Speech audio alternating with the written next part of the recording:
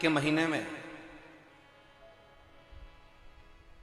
एक बेलपत्र, 3 शमी पत्र, बहुत ध्यान दीजिएगा। कार्तिक के महीने में एक बेलपत्र, 3 शमी पत्र।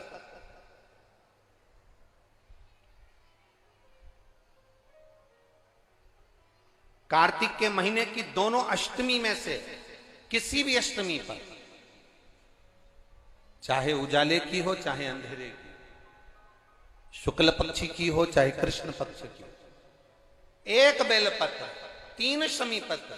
आप कभी दिल से, कभी मौका मिले हृदय से, दामोदर मास में, कार्तिक मास में अशोक सुंदरी वाली जगह का स्पर्श कर कर भगवान शंकर के शिवलिंग पर एक बार समर्पित कर कर देखना, और दूसरे वर्ष इंतजार करना कि तुमने कार्तिक महीने में अष्टमी के दिन बाबा को शमी पत्र बेलपत्र दिया था, क्या बाबा ने तेरे घर में धन और वैभव दिया कि नहीं दिया? जो स्थिति में गाड़ी चल रही थी वो स्थिति की गाड़ी तेरी पार हुई कि ना हुई? कितने बेलपत्र? बोलो बोलो, जम के बोलो जरा। कितना शमी पत्र? एक बेलपत्र, 3 शमी पत्र।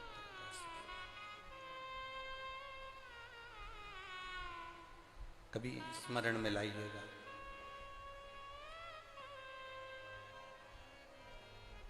बस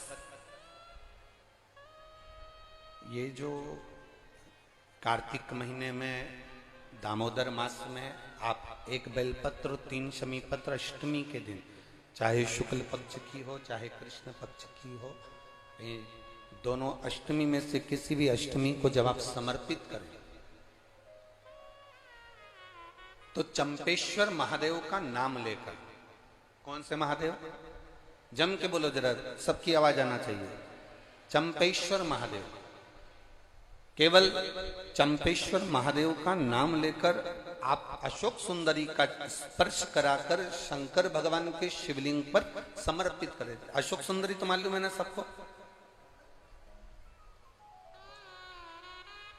जैसे ये शिवलिंग, ये जलाधारी, ये बीच में से जो 2 लाइन गई, गणेश कार्तिकेय, और बीच में एक लाइन जाती है मोटी सी शिवलिंग के सम्मुख में, उसको अशोक सुंदरी का स्थान कहा। शंकर भगवान के ऊपर जो जल की जलाधारी लगती है, जिसमें से बूंद बूंद पानी गिरता है, वो भगवान शंकर की 5 बेटियां हैं जो ऊपर कलश के रूप में रखी रहती हैं, जिसमें से बूंद बूंद जल नीचे गिरता है। जया, विषहरा, शामली बारी, दौतली, देव। शिव जी की 5 बेटी, शंकर भगवान की 6ठी बेटी अशोक सुंदरी बीच में।